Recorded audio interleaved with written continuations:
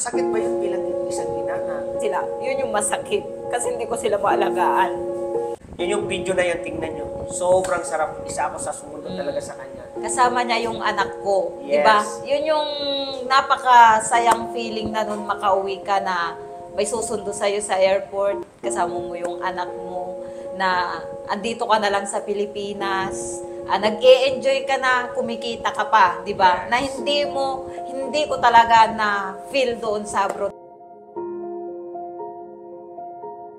Great day mga ka-masters! Yan, this is Master Alden and sa lahat ng mga kababayan ko, sa lahat ng mga kababayan natin sa ibang bansa.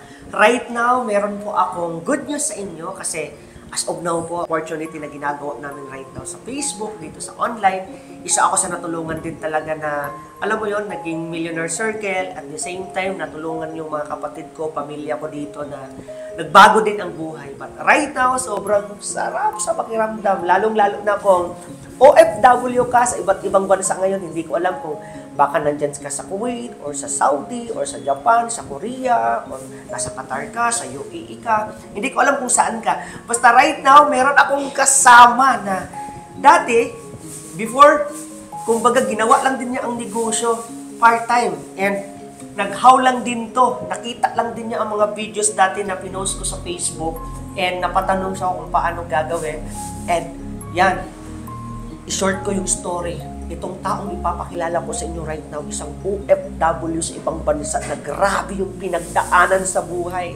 Pero ginawa ang negosyo part-time, but right now, isa na sa nakauwi for good. Hello everyone! Ayan, I'm Coach Dang Ancheta. Dating OFW sa Saudi Arabia ng 8 years. 8 years talaga? Yes, for 8 years talaga na naging OFW ako. Siyempre, tulad ng ibang mga OFW, walang naiipon. Na-experience ko doon sa 8 years na pagtatrabaho ko doon sa abroad na alam mo yun yung kahit na nagkakasakit ka, pilit kang babangon, magtatrabaho dahil syempre, sasabihin ng amo mo, gawin mo to, gawin mo yun. Parang responsibility. Oo, parang responsibility talaga na hindi ko pa halos pinapahalata sa amo ko na may sakit ako. Nung pagdating ko doon, hindi ko inaasahan na yung sinabi nila sa akin dito na pamilya, yung aalagaan kong mga bata, sabi nila malalaki na. So, yun ang inaasahan ko. Pero pagdating ko doon, 6 ang anak. 2 years month. 2-month-old lang yung bunso. So, yun, mag-isa ko lang doon sa bahay na yun. Lahat all around. 6? Yes, 6. Ano yung feeling na naaalagaan mo yung mga bata? Anak ng amo mo, na alam mo naman talaga sa sarili mo din na may anak kang naiwan dito sa Pilipinas, pero sila naaalagaan mo. Ano yung, masakit ba yun bilang isang ina na ipagluluto mo yung bata ng amo mo, pero ikaw yung anak mo, hindi mo siya may effect ba yun sa'yo bilang isang OFW? Yes, napakalaking effect nun sa akin kasi alam mo yun yung naalagaan mo, nakakarga mo yung ibang bata, nailalaro mo yung ibang bata, pero yung anak mo na nandun sa Pilipinas, hindi masakit mo alam. Napakasakit talaga. Hindi mo alam kung naalagaan ba sila or dumadating ba sa point na parang baka nagutom na sila? Dumadating ba sa point na gano'n sa'yo? Hindi naman kasi syempre iniisip natin yung pera na napapadala natin. Pero kapag nagkakasakit sila, nakakausap ko sila na nagkakasakit sila, yun yung masakit. Kasi hindi ko sila maalagaan. So yun yung, kung isipin mo part-time, no? 8 years, hindi ka na nakaipon, nag-ubos, may dagdag pa na emotion masakit. Alam mo yun, yung katulad sa kanya experience, na 6 ang inaalagaan, na pinirmahan sa kontrata, malalaki na, 4 lang, pero 6, tapos ang isa talaga doon sa, actually sa isang OFW, I know relate ka, isa sa nagpahirap talaga, yun yung ganong emotion. Yung nakikita mo na inaalagaan mo yung anak ng ibang tao, na pagluluto mo, naayos mo yung mga uniform para sa school, pero yung anak mo, alam mo sa sarili mo na hindi mo siya nagagawa. Siguro ganito part-time, kasi ngayon, at least ngayon, ano ang pakiramdam mo na ngayon, dahil sa opportunity na ginagawa mo, nakauwi ka na for good? At siyempre, kasama na namin kayo dito. Kasama na kita. Siyempre, yung mga full-timers. Anong pakiramdam na ngayon? Kahit papaano, yung galaw mo hindi na dinumero. Kasi alam naman, pag nasa loob ka ng bahay, dinumero, ingat na ingat ka. Kasi pag nagkamali ka, wala kang kasama doon, wala kang karamay, wala kang katulong. Di ba? Wala kang makakahilp sa sarili mo. Even yan, yung sinabi mo na nagkasakit siya mismo. Nagkasakit na walang karamay. Na kahit may sakit, may lagnat, tudo pa rin sa trabaho. So, ngayon siguro konti lang. Anong pakiramdam mo na ngayon na i-experience mo nung makapag-travel? Ngayon, may time freedom ka na kahit paano. Anong pakiramdam? Yun lang.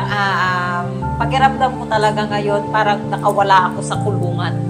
Yun. Kasi, syempre, nung nasa abroad ako, yung 4 na sulok ng bahay ng amo ko, dun lang ako.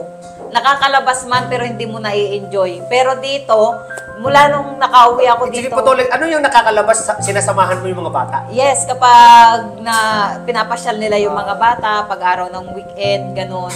Hindi ka pa rin makakapag-enjoy kahit na maganda yung view na pupuntahan nyo. Maganda yung lugar na pupuntahan nyo. Kasi, ang responsibilidad mo pa rin dun sa alaga mo. Baka may mangyari. Yes. Siyempre, ikaw pa rin ang ano doon. Tsaka, ngayon, mula nung nakauwi ako dito, grateful ko talaga.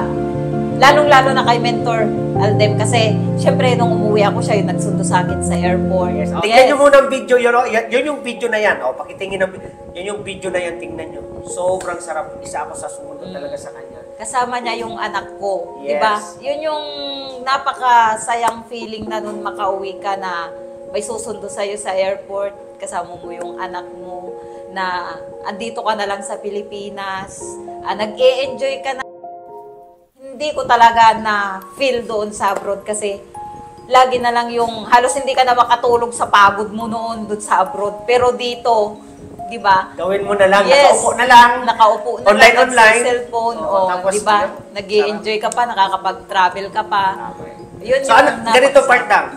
Ano yung magiging mensahe mo na lang? Magiging message mo sa nakakapanood ng video na to, especially sa katulad mong OFW. Yes. Bakit maganda na while nasa ibang bansa magkaroon ng extra income or yung gagawin yung negosyo na kahit nasa ibang bansa? Ano yung magiging message mo sa kanila? Ganito na lang ang mga message ko sa mga tulad kong OFW, di ba? Pero hindi naman lahat na nahihirapan. Meron kasi yung mga nag-i-enjoy din dyan sa abroad. Pero huwag niyong isipin na habang ngayon nag-i-enjoy kayo, habang buhay na ganun yung sitwasyon nyo. Kasi hindi pang habang buhay ang pagiging OFW. Yun po lagi yung sinasabi namin dahil yun po ang reality. Tama, experience mo. Experience ko yun eh. Yun yung reality na hindi habang buhay nandyan ka sa abroad. At hindi habang buhay malakas ang katawan. Yes, yun ang napaka-importante talaga. Isipin din natin yung mayroon tayong investment dito sa Pilipinas na habang buhay natin papakinabangan at ng pamilya natin. At the same time, Yes. hindi habang buhay, bata. Tama. Hindi habang buhay. Diyan sa abroad, ang naiipon natin kung hindi man edad, ay bag. Ay, bata. At saka sakit. Karamihan sa mga na ano dyan talaga sakit. Kasi mayroon akong kakilala na ngayon may sakit siya. At experience ko din, mismong experience ko, kuya ko, 6 years pa lang dyan sa abroad, nagkasakit siya. Nagkaroon siya ng sa atay hanggang sa yun nawala na nga, 'di ba? Napakabata niya na nawala. Kasi hindi natin talaga alam na kung ano mangyayari sa atin na nandyan sa abroad. So, ibig sabihin, yung experience sa family mo, sa iyo mismo, parang kwento ng pang-imimk. Yes, talaga. Pero Coach Dang, congratulations. Kasi, basta right now, the goal is, ang gagawin namin is kung nagawa ko na maging successful, dating empleyado for 80 years. Yes. Kung nagawa ni Coach Dang na mapauwi ko for good, mapauwi namin sa community for good, nagawa niya na sobrang busy, 6 ang binabantayan, may ginagawa pa sa loob ng bahay.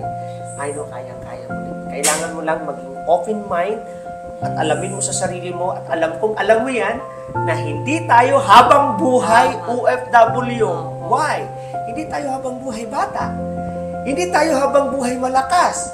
Hindi tayo habang buhay, siyempre, sa ayaw at sa gusto mo, sa ayaw at sa gusto natin, tatanda tayo. So ano ang pinaka-the best? Na habang kaya pa, habang may lakas pa, habang may ibubuga pa, habang may pang-simula pa, may pang-kapital pa, magtanim ka na. At least, anuman ang mangyari, magtanim ka na sa business mo. Join ka, start ka. Kung ipiin mo ito sa Coach Dan kasi isa yan sa magtutulong sa'yo. And ako na po magsabi, iba pa rin kapag dalawang ginagawa. Ibig sabihin, anuman ang mangyari, mapauwi ka man dito sa Pilipinas for good, or makauwi ka man sa Pilipinas ng bigla, or mapaalis ka man sa trabaho mo, may nag-aabang sa'yo dito. Yes. At iba pa din na, alam mo yun, darating ang point, tatanda na tayo, at least gagawin mo ito pang retirement mo sa anak, ang pang retirement fee mo, at the same time, pang tulong. Malay mo kasi, di ba, OFW, normal, na kapag uwi dito sa Pilipinas, back to zero. Kumbaga, wala. May dalamang kunting ipon, kunti lang.